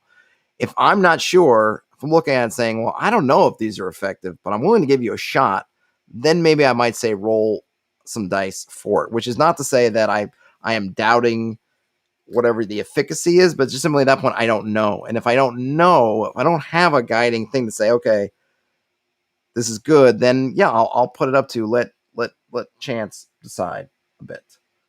Bob Mostel says, I get frustrated watching actual plays where there doesn't seem to be relativity. Oh, nat 20. Not that crits are supposed to be applicable to skills, right? The king hands over his crown. Yeah, that stuff is silly. And I don't have much. I have a little sympathy for the GM that takes a roll 20 or a nat 20 on some kind of skill check, then just like blows up the moon to make it crazy, and then afterwards, after the session's over, is on Facebook, Reddit saying, "Oh my gosh, they rolled a nat 20 and now they own a kingdom. What do I do?" It's like, well, you shouldn't have given them the kingdom because they rolled a nat 20. I mean, no king is giving up his crown just because somebody said something nice, like really nice. Like, that's not how it works. Bob Muzzle says, Arrowroot, son of Arrow Shirt. Yeah, indeed. And then we get Elfbait coming in. Hey, Elfbait. I get a lot of lore check requests from Druids and Rangers, mostly regarding plants, animals, local knowledge, etc. Yeah, I mean, I try to be pretty expansive. I don't have any Rangers or Druids in my current party, so it's not something I have to worry about. But I have one character whose past was that they lived with the Fae for a time. And if they ask me something about the Fae, I don't roll dice. I just say, well, here's what I think your character knows about it. Right? I just freely give out some information. If then they say, oh, but do they know more, or kind of push for really specific details, then I might have them again roll in sort of an intelligence check, which is really just more about their memory, their recall, stuff that's in their backstory, not stuff that they've been on in the game. But I try to be kind of, yeah, or you don't know, right? Especially if your backstory and you're a ranger and you're from these woods and now you're in these woods and you're looking for, Athelas. Oh, Kingsfoil. I'm just here. These are your woods. Yeah, you know about Kingsfoil. I'm not gonna start making you roll dice for it. Bob Monster replying to Elfbait says, "Yeah, I think I'm heading towards letting them take more control over world creating like that." And then Bob Monster also replying to Elfbait says, "I hate playing a character supposedly in my hometown and having to ask, well, is there a blacksmith here?" Yeah, I mean that's a totally fine thing too, right? When you're not to go off on a world building tangent, but yeah, if you want to give characters a little bit of control over where they're from, obviously keeping, in the context of the tone and everything going on, right? If I'm playing a gritty, low fantasy world and I say let the player decide what's in their character's hometown, and they say giant airships that take us to the moon, I'm like, okay, maybe not that, right? But within the kind of ground rules and boundaries that we have mutually agreed to, I'm happy to let the players say for the character what is, oh yeah, there is a blacksmith there, or there should be. Now, maybe the blacksmith's gone, been kidnapped. We got to find him, throw that little adventure hook in there, but should be a blacksmith there. Let's see. Bob Mossel says, Dungeon World spout lore player action intrigues me. Yeah, that is a good. I've thought about that too. And then Bob Mossel does admit, I'm straying into lore and world building more than social. Yes, on that note, let me get back to the article before we totally end up in a whole different space, which I don't mind, but we'll never get through it otherwise. And man, I'm already on an hour and a half, so we've been going. Okay, let's see. So we already talked about structuring, or the articles talked about structuring social interaction with some sort of mechanic, which we haven't gotten to yet. And this is a large piece. Hopefully this was not an error, not because it's bad, but just because it's long. Okay. Social interaction rules are hard to write. For combat, exploration, and inventory, rules can be foregrounded, a visible scaffolding that facilitates the fiction. For social interaction, you must be wary of overpowering the soft, fragile roleplay at its core with vulgarities, such as dice, math, and numbers, lest you frighten the roleplay away altogether. In my first attempt at social interaction rules, I did just that. I took the same framework I previously applied to lockpicking and hacking. Yeah, my nose just went stuffed. And applied it to social interactions. This is essentially a rock, paper, scissors framework, and my rock, paper, scissors was logos, ethos, and pathos. All well and good for a minigame for debate nerds, but this rule set was overbearing. In the end, it mattered less how well the player negotiated or how well suited the argument to convince the NPC of the topic at hand. Instead, it was the type of argument being made and the order in which it was being made in. The player was just as well off saying, first I make a logos argument, as they were actually role-playing it. Obviously, it was back to the drawing board. After a few iterations, I landed on the rules below. Okay, now we're getting into the meat of the matter. Meat. I guess Elfbait replying back to the world building, kind of putting lore in the player's hand, says, getting players to do that is another thing entirely. Yes. And then Bob Mostel says, they've seen some systems that handle social like the D&D Death Save or sort of pseudo small skills challenge. Yeah, and I think what they're saying here about that kind of approach is not that it can't work, but it ends up being, if you put some very strict rules at place, it becomes more about not the fiction of what you're doing, but the mechanic of what you're doing. Like he's saying, I make a logos argument, and it no longer matters what the argument actually is.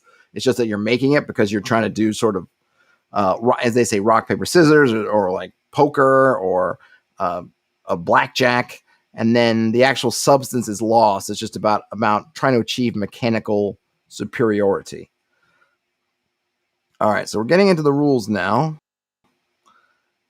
I'm first going to provide some background for aspects of the Prismatic Wasteland system that are necessary for understanding the negotiation rules in context. Okay.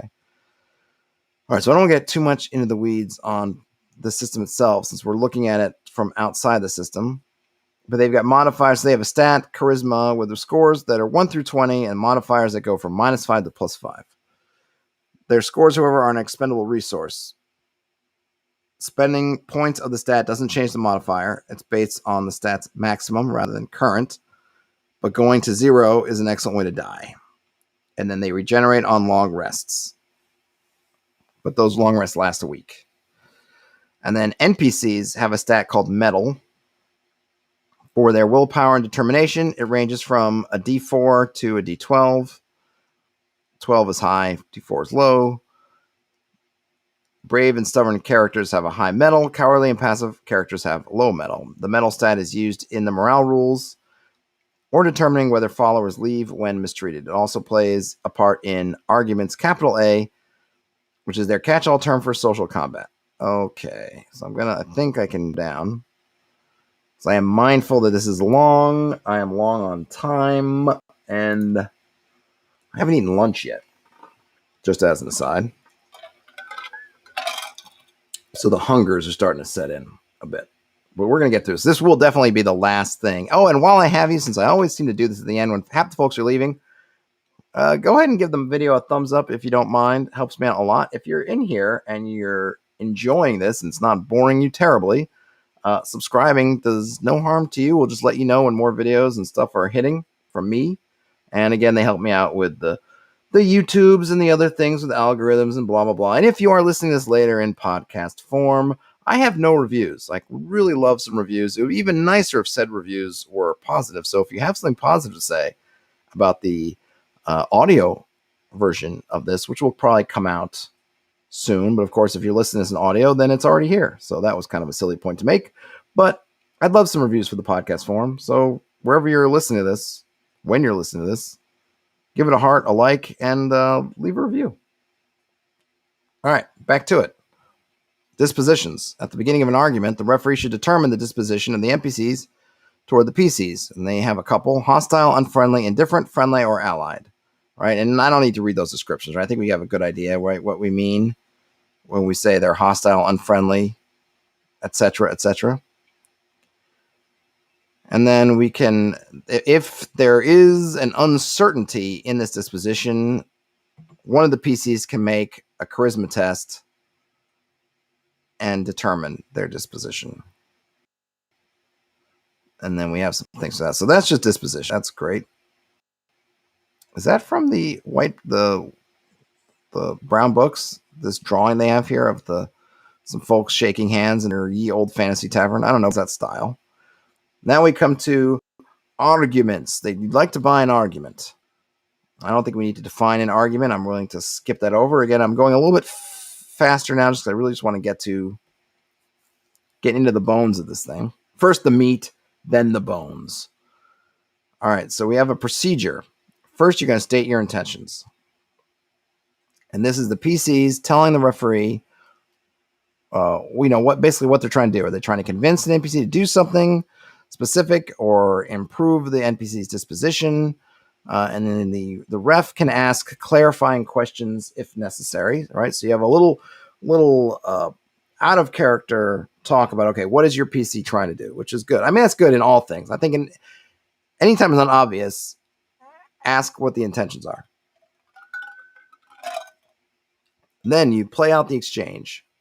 And what they're defining an exchange here is anytime the NPC says something substantive, and one or more of the PCs respond or vice versa. Play it out like an ordinary conversation. Then based on the exchange, we're going to determine effort. So this is interesting. So you're going to do the exchange first, and then you're going to look back at it and say, well, how much effort was expended during the exchange? And it looks like there have some keywords here. The PCs might have been forthright. They might have been evasive. They might have been deceitful. The PC leading the exchange, so I guess someone's going to be sort of your caller in a sense for this, at least in terms of the mechanics, is going to spend some of their charisma, because remember, they can spend their attributes. If we were going to put this in a generic OSR game, we'd have to figure out something different for this, because we don't have that kind of currency in, say, BX or OSE. If they're forthright, they don't have to spend any. If they're evasive, they have to spend one. And if they're deceitful, they have to spend two. So if you're honest, you're good. But which I kind of like, right? If you're just telling the truth, you don't really have to put on any airs. You don't have to be deceptive. You're not spending. I can see this idea of spending your kind of mental and physical energy to lie, right? I'm lying, but I have to pay attention to trying to not let you see that I'm lying. I'm sad, but I'm trying to pretend I'm being happy. All that stuff does take a certain amount of effort on your part, right? So that makes sense to me.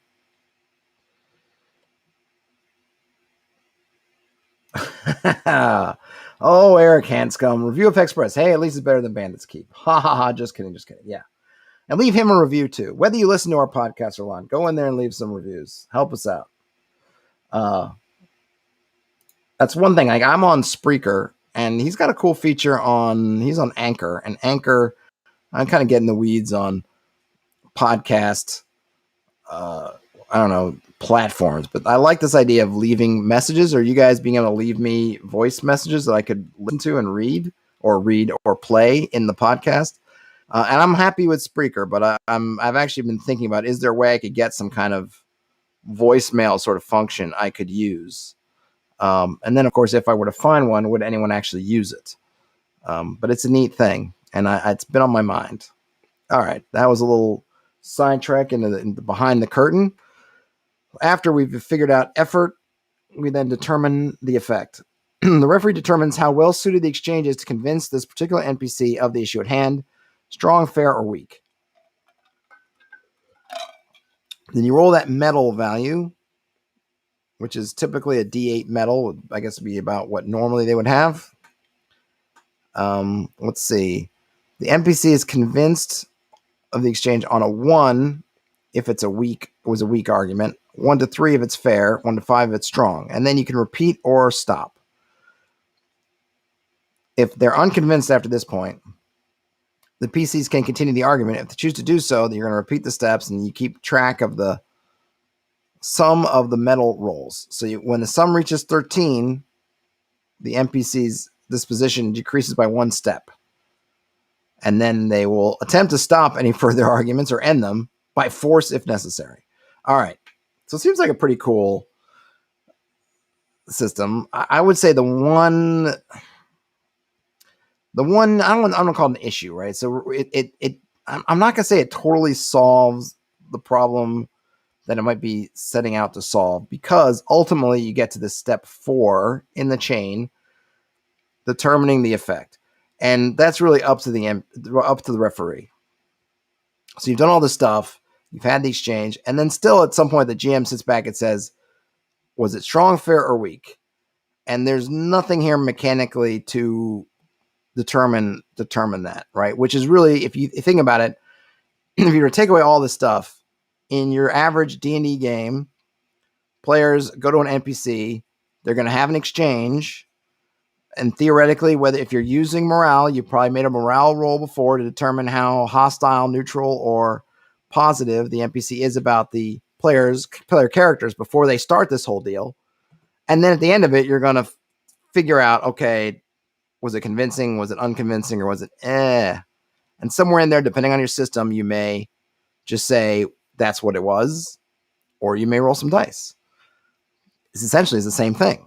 You're going to go through here and you roll some dice. Now, you do have some extra stuff for determining how long you can keep doing it. Sometimes players will get caught in this churn of like, well, let me talk to them now. Let me talk to them now. Let me talk to them now. And this has some definitely mechanics of at some point, no, you've talked enough. Of course, the GM, you don't need that. You can just figure out at some point, no, you've talked enough, and just end it or attempt to, and then they could try to keep going. But by the same token, right, this is adding some extra, it is adding some flying buttresses to it. But at the crux of it, at the end of it, at the core of it, you're still back to the referee trying to figure out, well, how well did you do in that? And it doesn't really address the problem of during that exchange, if the player is not particularly skilled at thespianship or having these in character or even out of character discussions, that's still going to play into fairly or unfairly how the GM is then going to have to rate it. The referee is going to come in and rate it. So it's interesting, but I'm not sure. I'm not sure if you're adding all these steps. I like the idea of coming up with spending charisma just as a way of limiting and just how much just lying and devilry you can do in a time, because you're digging these holes, and at some point, which happens in fiction all the time, right? Where someone's just lied and lied and lied, and they're getting caught in their own webs, and then they just kind of, you end up being in a spot where you just can't lie anymore because you've already told so many lies that if you open your mouth to tell another lie, you're caught. And I like that as in this sense, mechanically, as you run out of charisma, you simply cannot tell any more lies. Your whole house of cards is going to fall down. So you either got to just be quiet and let these things get out there and simmer and hope that, say, over a week of long rest where you lay low, as people forget, their memories become a bit hazy and you get some room to play in, or you just have to tell somebody the truth, right? You're trapped. So I do like that aspect. And I like thinking of things in terms of these blocks, right? forthright, evasive, deceitful. I like that. I like strong, fair, weak arguments. I like that. But they don't remove those parts of the game that are just kind of, you just got to do it. Bob Mossel says probably have to do like in a skill challenge and not let them roll the same skill at least. Maybe. There's probably some different ways to do it. I kind of like the idea that, hey, if you want to keep trying, you keep trying, but you're going to be less effective each time, and you're making them less amenable to your discussions each time. But yeah, there's probably a bunch of ways to skin that particular cat, depending on what you want to do. Right? And then they just kind of go through how the procedure works, which I feel like they explain pretty well. You're still doing the role playing, you're determining the effectiveness, and then sometimes, yeah, you just can't keep doing it over and over again. And they say, hey, if this hasn't convinced you, there's probably nothing that this last paragraph could do. That's true. It's not that they haven't convinced me. I'm just not sure that it ultimately solves the problem. There's still this core problem of this a subjective experience, right? And can you get away from that? Should you get away from it? Because one of the things that it's just an open question. I don't know how to solve for this, right? Is we're playing a role-playing game. And part of being a game is that some people are going to be better at the game than other people, just flat out, right? Same with any other game. I could sit down and go up to my mother-in-law's apartment and play Mahjong with her, and she will clean my clock at Mahjong. She's simply better at Mahjong than I am. Maybe I can practice Mahjong. I can watch videos Mahjong. I can get up Mahjong. Maybe I can get close to her. I don't think I could. She's better at it than I am. And there's a certain part of the role-playing game experience which is performative. And there are going to be some players out there who are better performers than others. And I think a lot of what rolling all the dice with doing skill checks and things is trying to even the playing field for that performative aspect. But it's still a game. And if you say, well, hey, we're playing the game memory, can you make the game memory and say, but I have a terrible memory? Well, then you're not going to be good at the game memory. And we can do some things to maybe even the playing field somewhat, but the game is memory. It's about being memory. And we're playing a game of pretend, imagination, and performance. And at a certain point, I don't think you can just solve out all those factors. So if somebody says, I'm terrible at imagination and performance, well, I don't know what to tell you. I mean, we could put you in a position where you don't have to rely as much on those things as others, but at some point there might be some facets of the game, just like some facets are random, some facets that are based on imagination and performance. And I don't know how to solve that, because I do understand people saying, but I want to play and I'm not good at that. And we should try to make the game as embracing of everybody as we can, but how far can we go? Because they're always going to find these little knots where it's like, yes, but at some point, even if we put all these mechanics in place, we get to step 8. The GM decides whether what you said or did was effective, ineffective, or neutral. I don't know how to get around that without then saying we're just going to have rolling dice, in which case you're just going to say, like people get frustrated with in 5th edition, where the players come up and say, I want to roll persuasion on the king, instead of actually saying what their characters do. But I don't know if there's a middle road there. I just don't, and do we just have to say that, hey, that's the game? And you just have to either do something different, or how we do that? I don't know. Because at some point you just get to where there's no, the middle ground just disappears. But, I'm not saying it can't be bridged. I just have no idea how to do it. There's some stuff in the chat I will hit. Bob Mossel says, also from the mechanical perspective, I wish D&D had matched all the social skills, i.e. deception pairs with insight, but what pairs with intimidation? Yep, that's true. You could say, though, intimidation might pair with itself. Maybe someone who is their own kind of defensive intimidation. I'm not sure. That might not work. But yeah, that is true. Elfbait says, they always like the pushing rule from Call of Cthulhu. You could push the roll, but the consequence of failure are increased. Yep. That's another good one. If assuming you want to have the rolls. And then let's see, Bob Moss also says, I've thought about trying to make sure the whole gamut is covered, i.e. intimidation at one end, and I don't know, maybe seduction at the other end or something. So what I tend to think of, and this doesn't set up opposites, right? But in terms of the 5th edition sort of social skill pool, you have diplomacy, which essentially is you're being it's the closest to being truthful, right? You're looking at trying to present a situation as one that you're being open about, and how it using essentially logic to say how this thing is mutually beneficial for the both of you, right? You're in a situation. Here's something that's mutually beneficial, and you're playing on essentially the reality of what's happening around you, right? You go to the king, and the king can't do this thing that needs doing, and you say, hey, if you give me these things I need, I can do this thing for you, right? All right, I scratch your back, you scratch mine. Like that to me is kind of diplomacy. Persuasion is, to me, where you're playing on sort of positive emotions, which would include things like seduction, but you're no longer in the realm of reality. You're trying to play up sort of emotional things, and seduction may be the easiest one to see as far as persuasion, but it can happen in a host of ways, right? Maybe you're trying to I don't know, play up to the king's generosity to give you something. It's no longer about, hey, I scratch my back, and you scratch my back, I scratch yours. It's now, oh, king, aren't you so generous? You don't need this thing, and you should just give it to me, right? That to me is in the realm of persuasion. And then intimidation, if persuasion is trying to appeal to positive emotions in the subject of your persuasion, intimidation is trying to appeal to the negative emotions, your fears, you know, hatreds, maybe even, that's where I put in sort of the intimidation camp. And that's kind of how I split them up. But they don't, I mean, you're right as far as they don't necessarily match up as opposing to each other, but I kind of look at that triangle.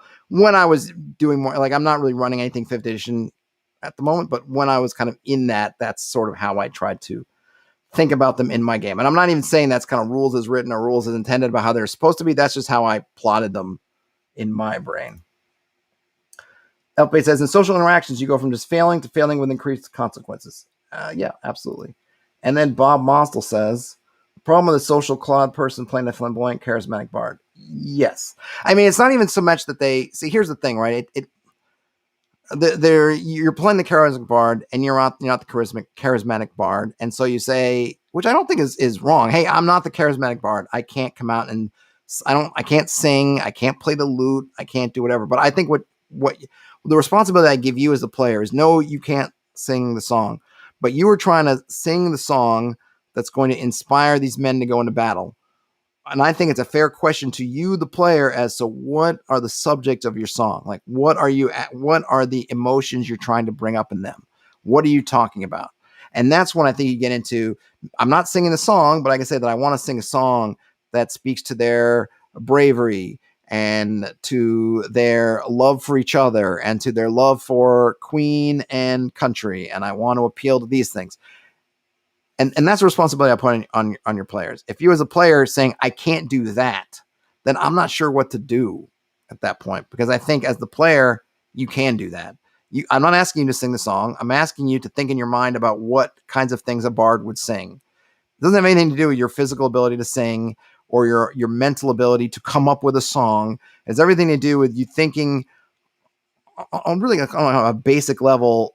I'm not a lawyer. I'm not a bard. I'm not whatever, but I can think about the kind of arguments a lawyer might say in general.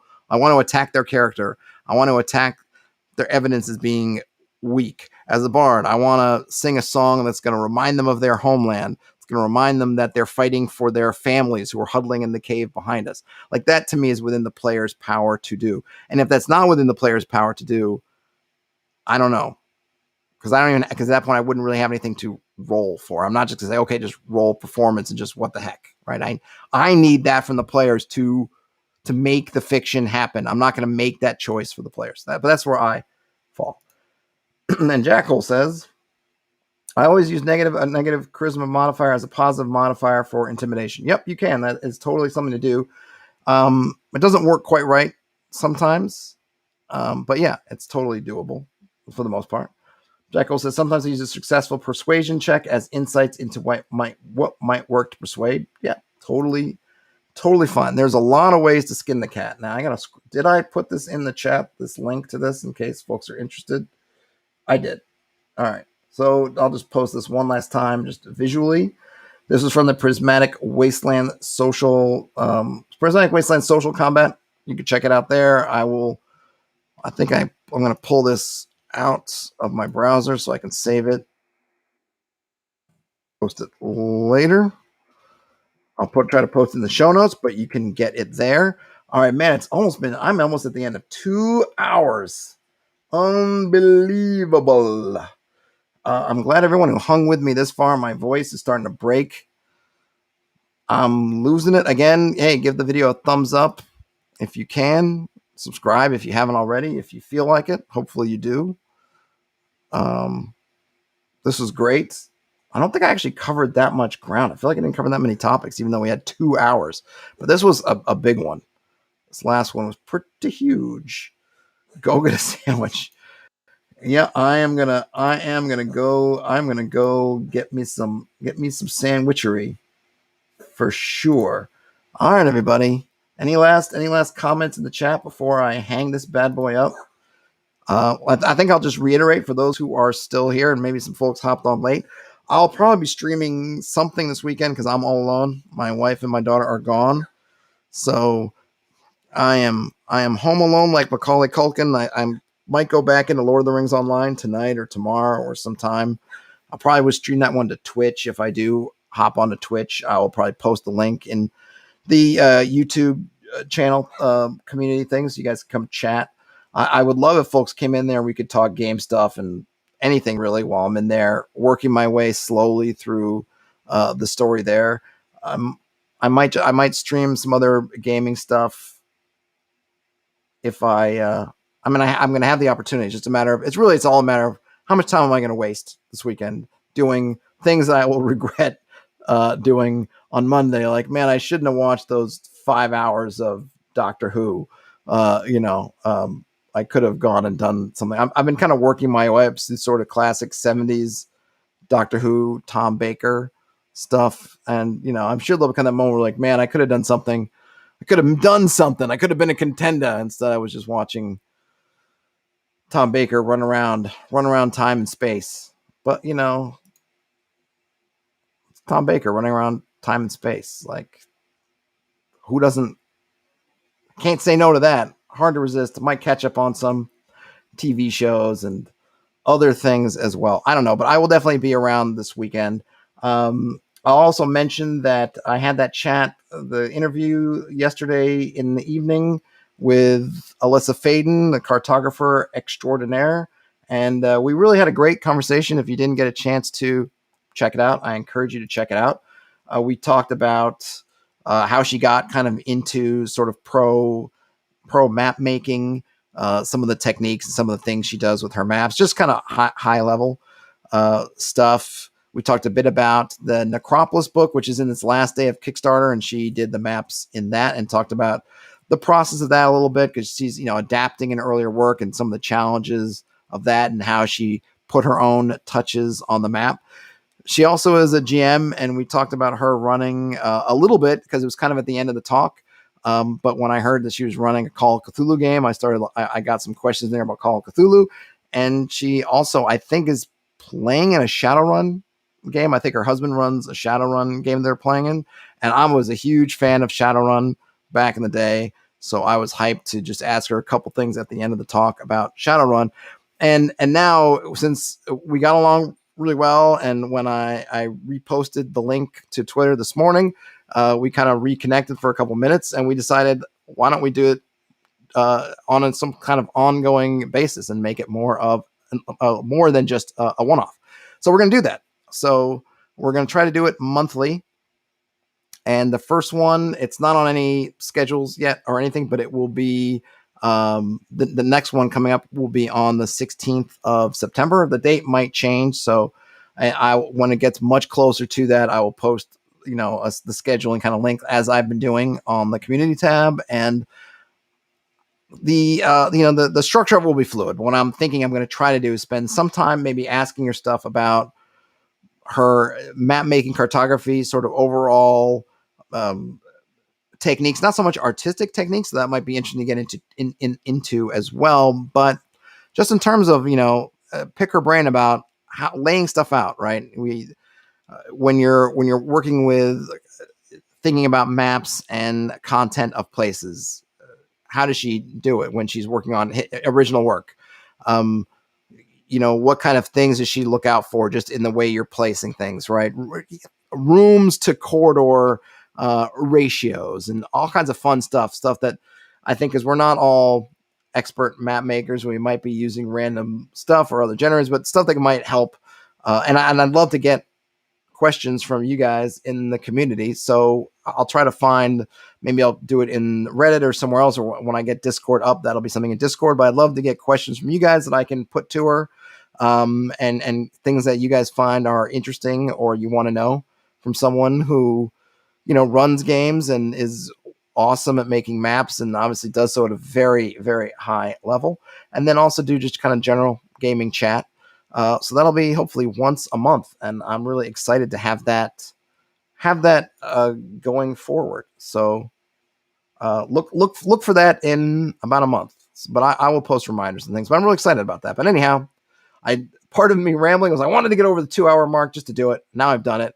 All right, folks, have a great rest of your day, night, evening. If you're in here, weekend for sure. Game on. See you around. Hopefully, I will talk to you later.